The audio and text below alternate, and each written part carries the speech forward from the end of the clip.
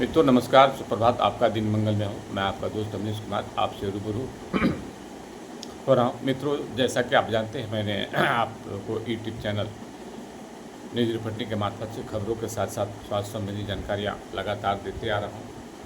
मित्रों, आपका प्यार स्नेह मुझे अद्भुत रूप से अतुलनीय मिल रहा है। आप सभी का आभार, धन्यवाद। मित्रों, आज मैं अपने स्वास्थ्य बुलेटिन में एक ऐसी चीज़ों के बारे में जानकारी देने जा रहा हूँ जो सहज उपलब्ध रहती है। लगभग आसपास के आपको है। पहले तो निरंतर और होता था, थोड़ी सी उसमें कमियां आई हैं। ग्रामीण क्षेत्र का भी शहरीकरण हुआ है और शहर तो शहरीकरण में डूबा हुआ है ही। मित्रों, आज मैं आपको जानकारी देने जा रहा हूँ जो प्रकृति द्वारा अनमोल धरोहर के रूप में हमें प्रदत्त किया गया है। जैसे गाय, गौ माता को हम पूजनीय मानते हैं, पूजते हैं। उनसे बहुत कुछ हमें प्राप्त होती है, जैसे उनका दूध, दही, घी, साथ में एक गौमूत्र। मित्रों, मैं इसी गौमूत्र पर चर्चा करने जा रहा हूँ जो गौमूत्र गौ माता द्वारा हमें प्रदान की जाती है।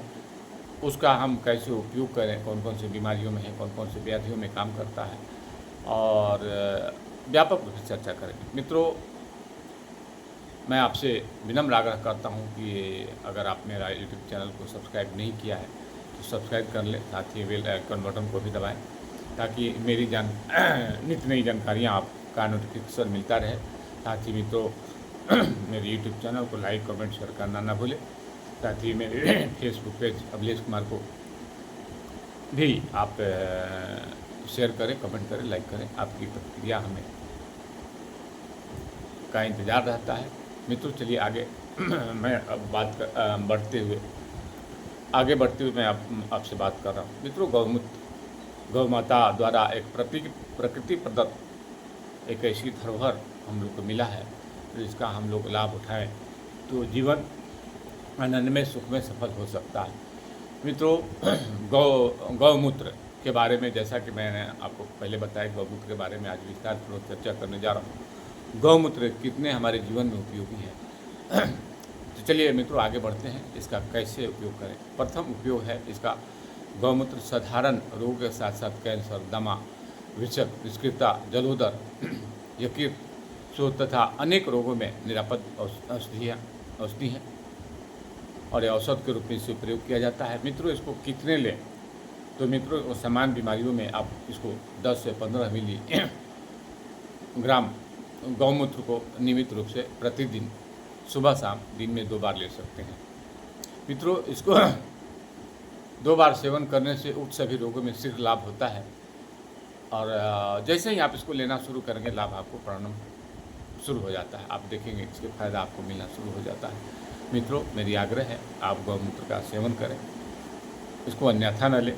गौमूत्र कोई ख़राब चीज़ नहीं है। गौमूत्र तो जैसा कि प्रकृति प्रदत्त है, वर्षों से ऋषि मुनियों महर्षियों द्वारा इसको अपनाया गया है, उसका आप सेवन करें, अपने जीवन को सफल बनाएं। मित्रों, आगे बढ़ते हैं। यह गौमूत्र में कौन कौन सी बीमारियाँ मिलती हैं। मित्रों, आधुनिक विश्लेषणों के आधार पर गौमूत्र में nitrogen, phosphate, calcium, magnesium, urea, uric अम्ल, जिसको हम यूरिक एसिड भी कह सकते हैं, पोटेशियम, सोडियम, कार्बोलिक एसिड, अम्ल, लैक्टोज एवं हार्मोन्स पाए जाते हैं, जो एक बहुत ही प्रचुर मात्रा में गौमूत्र से हमें मिलती है। इसको अगर हम लोग अपनाएं तो जीवन को सफल बना सकते हैं।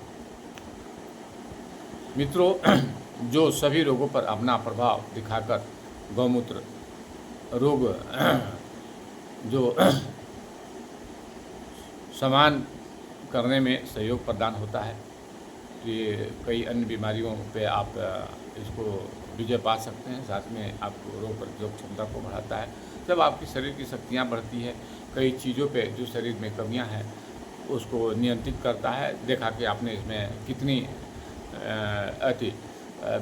विटामिन और जैसे खजाने हैं, खनिज हैं, लवण हैं, कई चीज़ें, मिनरल्स हैं, आपको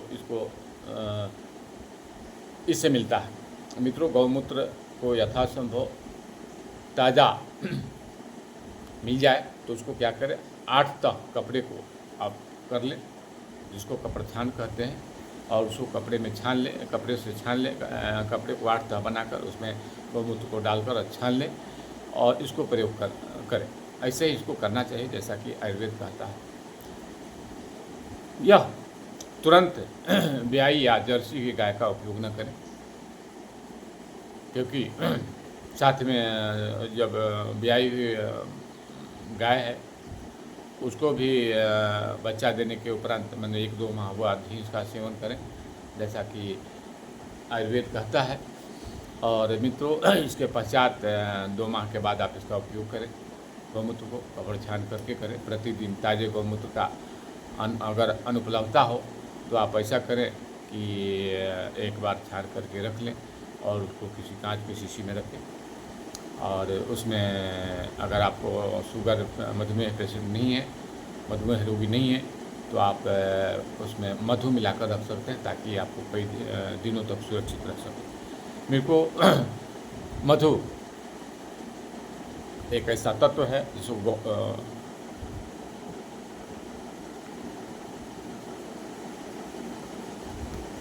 जिसको गौमूत्र में मिलाएंगे तो काफ़ी दिनों तक गौमूत्र सुरक्षित रहता है। मित्रों, इसका हम द्वितीय प्रयोग की तरफ बढ़ते हैं। मित्रों, इसका द्वितीय प्रयोग यह है कि गौमूत्र को तांबे के पात्र में लेकर इसको पका लें, और जब आधा से भी कम रह जाए तब छान कर शीशी में भरकर रख लें। 1-2 या 2-2 बूंद प्रातः शायद आँख में डालें। इसके डालने से आँखों के समस्त रोगों में लाभ पहुंचता है। तो मित्रों, जैसा कि देखा कि गौमूत्र कितना गुणकारी है, इसमें कितने चमत्कारिक फायदे हैं।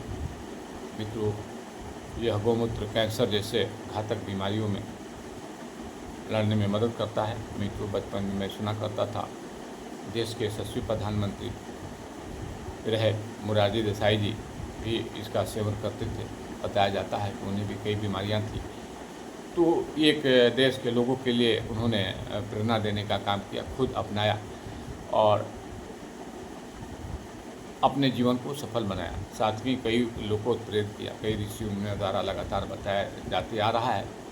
वर्तमान में योग गुरु योगाभ्यास जितने भी हैं औषधियाँ के ज्ञाता, उन लोगों द्वारा ये जानकारियाँ हमेशा सोशल प्लेटफॉर्म के बारे में दी जाती रही है।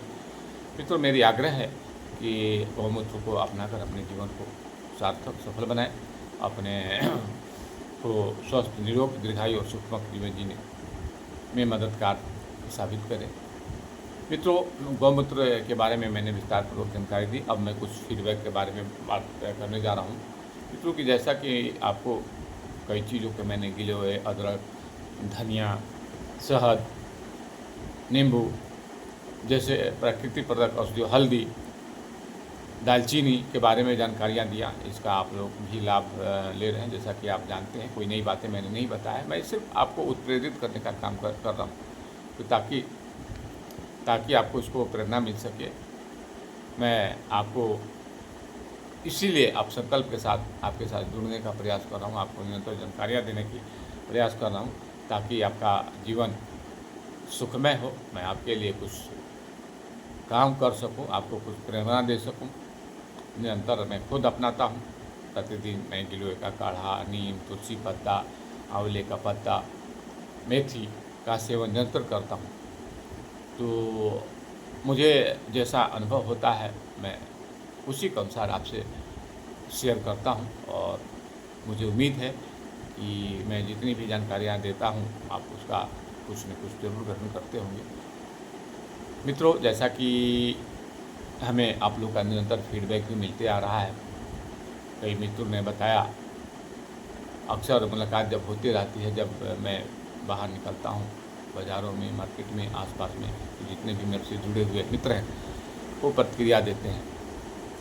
तो ये मेरे लिए सौभाग्यशाली क्षण होता है कि जो भी मैं दे रहा हूँ कुछ लोग उसको अनुपालन कर रहे हैं। ये मेरे लिए बहुत ही संतोष देने वाली संतोषप्रद बात है। मित्रों, आज इतना ही। आपका दिन मंगलमय हो। पुनः आग्रह करते हुए मेरी आपसे कि आप मेरे यूट्यूब चैनल को like, comment, share and subscribe करना ना भूलें। बेल आइकन डबल को दबाएं। साथ ही मेरे फेसबुक पेज को भी लाइक शेयर करें ताकि मेरा मनोबल बढ़े। इसी के साथ पुनः आपसे अलविदा लेते हुए ले रहा हूँ। धन्यवाद। आपका दिन मंगलमय।